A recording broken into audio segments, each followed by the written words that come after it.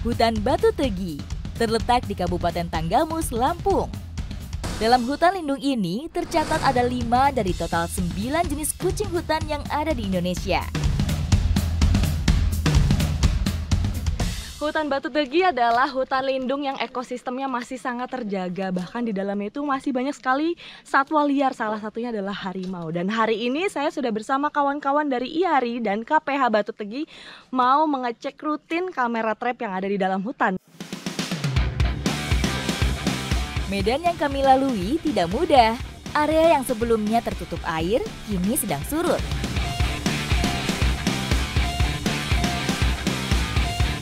Di dalam hutan Batu Tegi ini tersebar kamera trap di 47 titik. Pengecekan kamera ini dilakukan setiap 3 bulan sekali.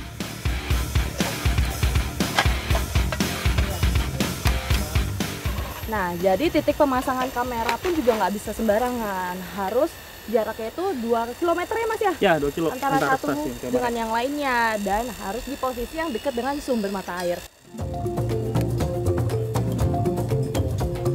Digunakan untuk merekam pergerakan satwa, kamera trap ini menyorot jalur yang potensial untuk dilewati.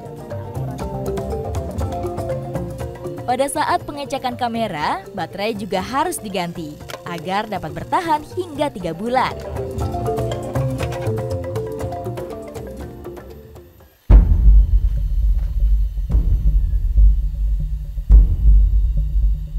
Nah, Mas Aris, ini kayaknya tanda-tandanya juga ya, Mas? Ya, benar.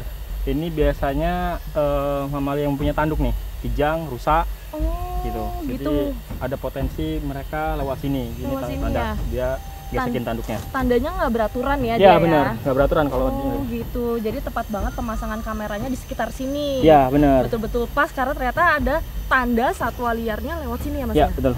Dan ternyata belum lama ini juga di kamera trap itu ditemukan kambing gunung Sumatera.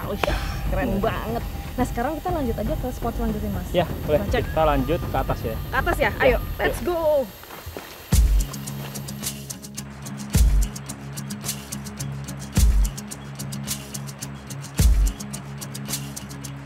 Kambing gunung Sumatera merupakan hewan endemik yang dilindungi.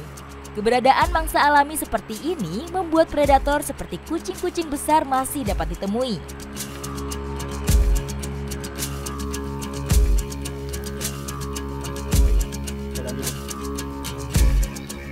Nah, beberapa waktu lalu juga di kamera trap yang ini tertangkap ada harimau Sumatera sama kucing emas. Ternyata jalurnya itu sama juga seperti jalur manusia dan tertangkap kamera. Tapi juga ngeri-ngeri sedap ya, Mas ya. Ternyata kita berdiri di sini adalah jalur yang dilewati sama mereka. Harimau Sumatera sendiri bermigrasi dari dataran Asia Timur dan menyebar hingga ke Sumatera, termasuk Lampung.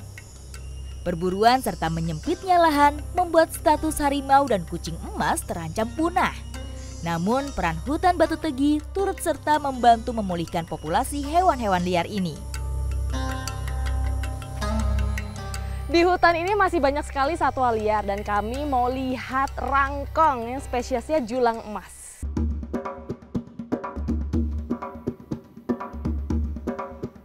Sebagai hewan yang berorientasi warna, burung sangat sensitif terhadap warna mencolok. Karena itu, saat pengamatan burung, pakaian berwarna terang tidak disarankan.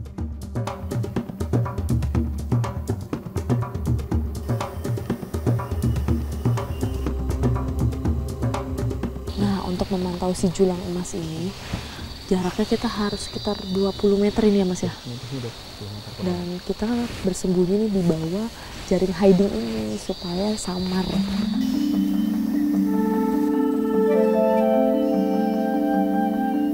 Dibantu dengan binokuler, meskipun memantau dari jarak jauh, sarang masih tetap dapat terlihat.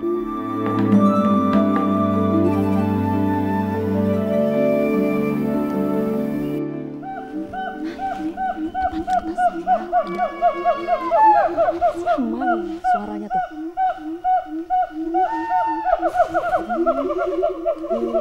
Mereka saling bersautan. Tapi kami nggak boleh berisik, nanti mereka merasa terancam. Teman di atas kami.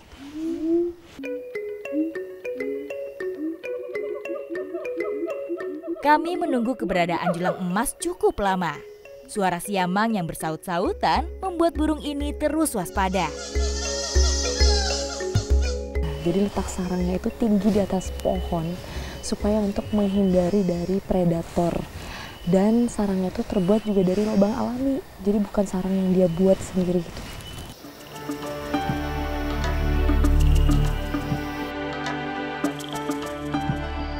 Pohon tinggi menjulang dengan lubang alami merupakan sarang ideal rangkong.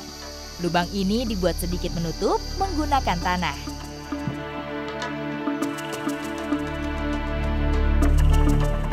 Jadi karena rangkong ini adalah hewan monogami, yaitu setia banget. Jadi ketika pejantannya itu mati ketika mencari makanan di luar, maka si betina dan anak-anaknya pun mati karena dia tidak dapat suplai makanan dari si pejantan.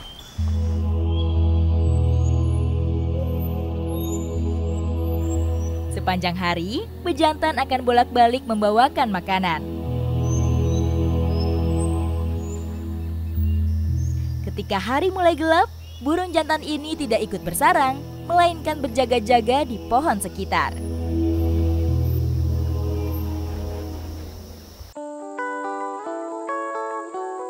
Keberagaman satwa liar sangat jelas nampak di hutan Batu Tegi ini. Turut sertanya kita menjaga alam, membuktikan bahwa satwa dan masyarakat dapat hidup berdampingan.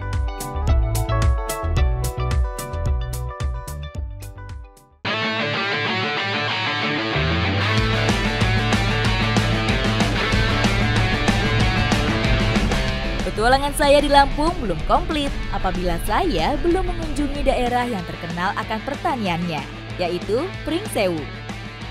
Dipenuhi dengan lahan persawahan seluas puluhan ribu hektar, kabupaten ini juga menjadi sentra penjualan belut.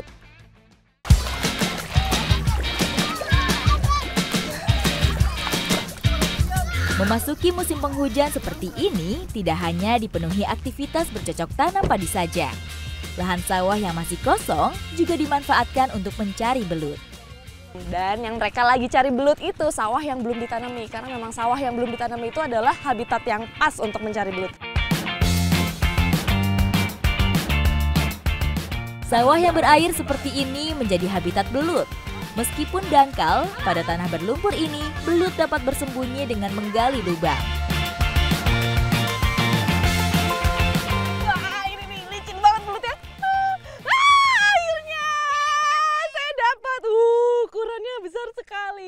Jadi memang di Pringsewu ini terkenal dengan belut sawahnya yang besar-besar dan banyak sekali. Kenapa begitu? Karena memang sawah di sini itu pakai pupuk organik. Belut sawah dapat tumbuh hingga 50 cm. Sebagai ikan yang mampu bernafas langsung dari udara, belut dapat hidup di lumpur. Mana tadi belutnya ya? Dia cepet banget. Ini dia nih, serunya mencari belut tuh kayak bermain-main. Jadi walaupun bermain-main di sawah kotor-kotoran tapi sambil dapat belut. Ini dia. Ini bedanya belut yang dicari untuk konsumsi pribadi sama yang untuk dijual. Biasa orang-orang yang cari untuk dijual tuh nyarinya udah pakai alat pancing. Kalau kita pakai tangan kosong aja. Sambil seru-seruan.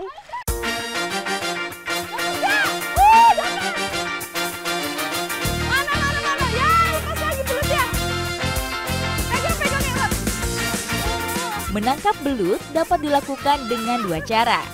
Selain dipancing atau ngurek, hewan ini ditangkap dengan menggunakan tangan kosong. Cukup merogoh ke dalam lubangnya. Belut sama sekali tidak bersisik, namun tubuhnya diselimuti lendir untuk melindunginya dari gesekan. Pada saat kekeringan, lendir ini jugalah yang menjadi pelindung.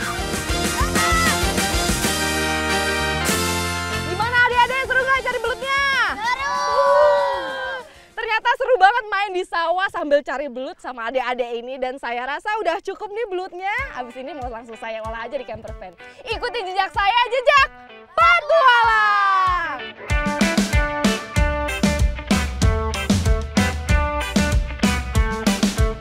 Belut lazim diolah menjadi kuliner di beberapa daerah di Indonesia, termasuk sebagai kuliner khas Pringsewu, Lampung.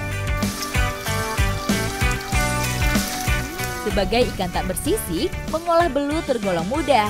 Dagingnya yang tidak terlalu tebal membuat proses menggorengnya lebih singkat. Menikmati belut tidaklah lengkap tanpa ditemani sambal. Bumbu sambal pun ditumis dan disiramkan di atas belut goreng. Nih, belutnya udah jadi, siapa yang mau? Mau. Nih, ada kuat pedes nggak? Kuat. Pisro merupakan hidangan ikan yang disiram sambal. Menu ini merupakan kuliner khas salah satu kota di Lampung, yaitu Menggala.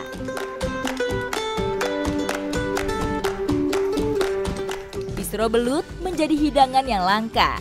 Dulunya, pisro berbahan ikan betok dan tembakang. Namun kini dapat memanfaatkan beragam jenis ikan lain termasuk belut.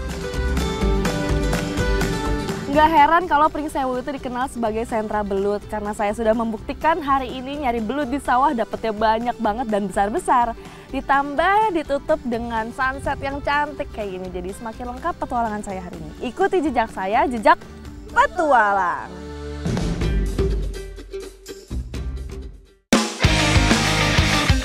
Hidup di pesisir membuat masyarakat memperoleh ikan dengan cara beragam.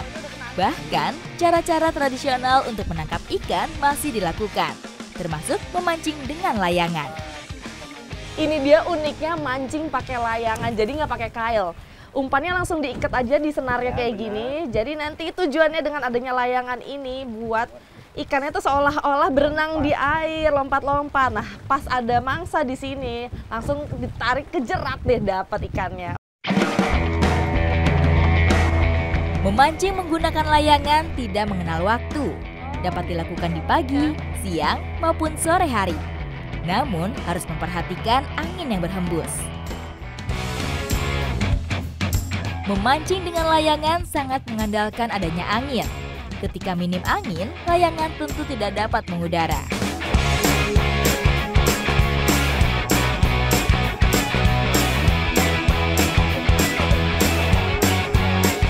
Ini kita umpan sudah kita pasang, kita tutup dari mata, langsung tembus, kita ngambil arah ke samping, Oke. kita tarik ke atas, nah kita buat jerat. Memancing ini menggunakan umpan berupa ikan kecil, yaitu tembang. Target kami kali ini adalah ikan predator di permukaan. Hujannya makin deras, terus anginnya juga makin kenceng. Tapi kondisi angin kenceng kayak gini paling cocok pakai ukuran layangan yang kecil. Karena kalau besar itu dia cuma nyangkut di atas terus, susah dituruninnya. Sana ya, Pak ya? Menerbangkan layang-layang dibantu dengan joran tradisional dari bambu. Begitu angin berhembus, senar cukup diulur dan layangan langsung terbang. Jadi senarnya itu ada dua, satu buat umpan, satu buat yang saya pegang nih. Saya tarik-tarik untuk mengatur layangannya. Bukan hal mudah untuk menyeimbangkan layangan. Apabila diulur jauh, layang-layang akan terbang terlalu tinggi dan umpan justru keluar dari air. Nah, setelah dilempar tadi umpannya, saya tarik-tarik nih tali yang ada layangannya untuk mengatur si umpan itu supaya lompat-lompat, biar terkesan real gitu.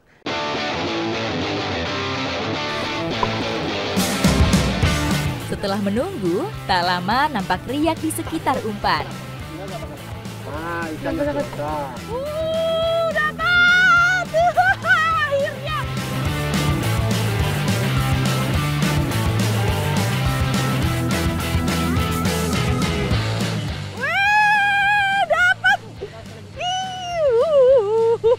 Akhirnya dapat. Setelah menunggu lumayan ya Pak ya. Akhirnya kita dapat satu ikan ini. Ikan apa nih Pak? Ikan ceracas. Ikan ceracas. Caracas merupakan sebutan masyarakat setempat untuk ikan jarum. Ditandai dengan moncongnya yang panjang dan giginya yang tajam menyerupai jarum. Nah, karena mancing layangan itu nggak pakai kail, jadi sistemnya itu ketika ikan yang masuk ke sini, ke perangkap, langsung ditarik, dibebet ya Pak ya, sekencang mungkin biar keiket. Ikan karakas merupakan target utama pancing layangan. Ikan ini hanya dapat ditangkap dengan jerat karena kail tidak dapat tersangkut di moncongnya yang keras. dapat lagi. Caracas lagi, Pak. Wah, dapat lagi. Ini yang kedua jauh lebih besar. Caracas lagi dia apa ya? Dapatin caracas lagi. Akhirnya.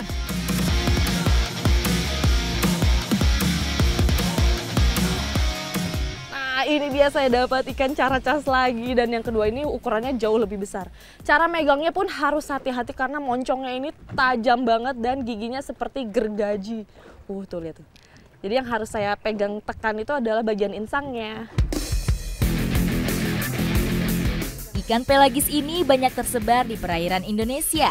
Menemuinya pun tidak mengenal musim, sehingga mendapatkannya cukup mudah.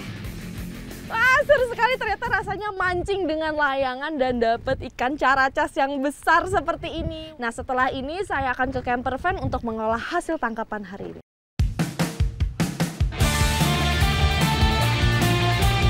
Melewati jalur pasir dengan pepohonan kelapa di sisi, sampailah saya di Danau Sebalang.